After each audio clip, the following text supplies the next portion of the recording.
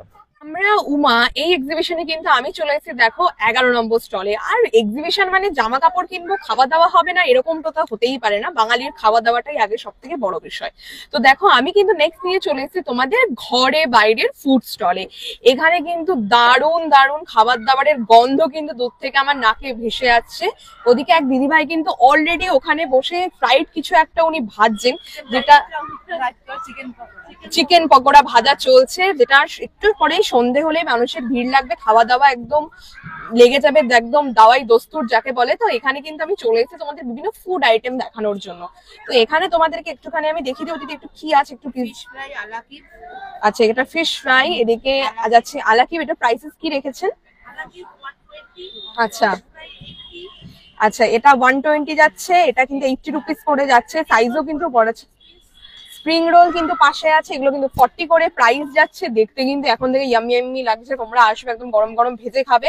এটা মানে সস সম্ভবত। ও আচ্ছা আচ্ছা, পাও ভাজিও কিন্তু এখানে পেয়ে যাচ্ছ। পাও ভাজি প্রাইসটা তোমাদের এখানে দেখিয়ে দিই। পাও ভাজি 90 রুপিস, এক্সট্রা পাও নিলে 30।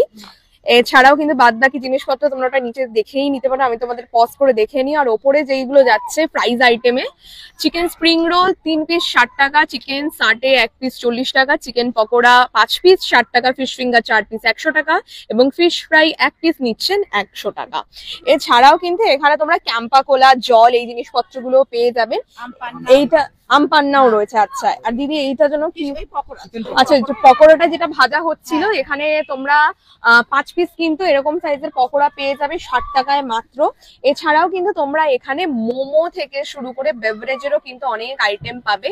বেভারেজে দেখো এখানে চা থেকে শুরু করে কফি, আমপান্না, গন্ধরাজ লস্যি, মশলা কোল্ড ড্রিঙ্কস খুবই কিন্তু রিজনেবল দামে একদম রয়েছে। এছাড়া কিন্তু নিচে মোমোও রয়েছে, চিকেন স্টিম মোমো 6 পিস মাত্র 70 টাকা, ফ্রাইড মোমো 6 পিস 80 টাকা। এছাড়াও কিন্তু chicken pan fried momo 6 piece 100 টাকা।